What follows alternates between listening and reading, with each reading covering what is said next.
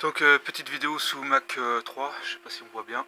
Donc je viens de la redémarrer. Donc on a bien l'axe X qui se trouve ici. Donc comme je vous ai dit, avec à l'intérieur en fait deux chariots. Donc en fait on n'a plus de jeu de latéral. Donc on n'a pas besoin d'être guidé, d'avoir un deuxième guide de l'autre côté. Donc je suis posé uniquement sur déroulement. Voilà. Donc mes deux chariots, les deux chariots de l'axe X, m'empêchent d'avoir un jeu en fait, comme ça. Voilà, l'axe Y se trouve ici, avec un chariot, un rail, et l'axe Z, la même chose, un chariot et une vis trapézoïdale avec des noix en bronze. J'ai d'autres noix en bronze pour l'usure, j'ai jamais changé encore. Donc voilà, donc mon vieux PC, un vieux P3 Pentium 3 500 MHz. Donc en mode manuel, donc là c'est des touches X, Y, et puis on a le Z qui est là.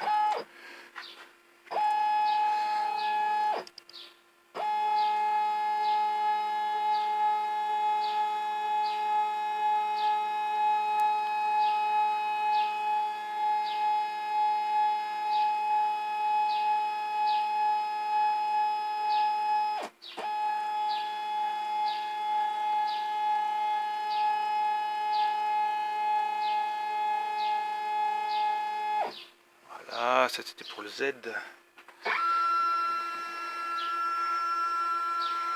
Le Y. Voilà, ça marche très bien en fait. Hein. Et puis le X. Hop, je coupe. Donc il y a un cache ici, en fait il y a un clinquant, un cache poussière. Ça évite que la poussière aille dans le rail.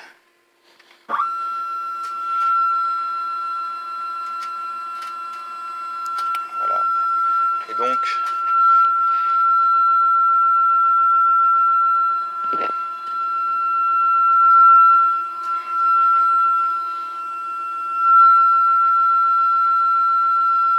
je vais arrêter parce qu'on va taper l'ordinateur.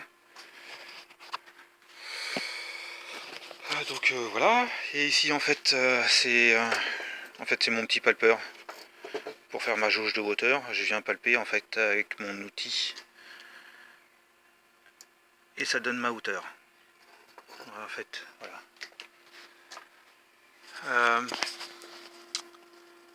Il y a une brillance Mac 3 full. Alors le réglage des moteurs, je sais pas si on voit bien.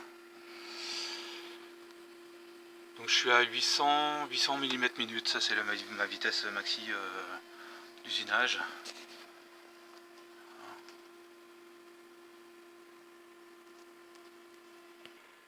Donc voilà un déplacement à 800 mm. On le retrouve bien là. 812 mm/min.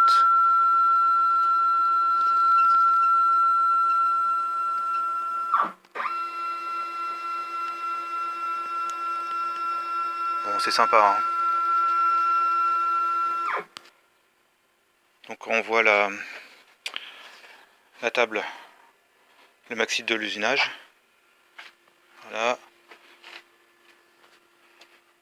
Comme j'ai dit, de 950, j'avais noté 950 par 410 sur une hauteur de 110 mm. Alors on peut beaucoup plus, à condition de ne pas venir trop près ici en fait. Donc on peut usiner plus haut, mais il faut que ça soit moins large. J'ai aussi un deuxième écran là que je laisse, que j'avais récupéré, qui fonctionne. De mémoire qui doit être tactile. Voilà. Donc la table est quand même assez lourde parce qu'en fait l'unité linéaire en alu et puis les deux supports sont quand même assez lourds. En fait, voilà.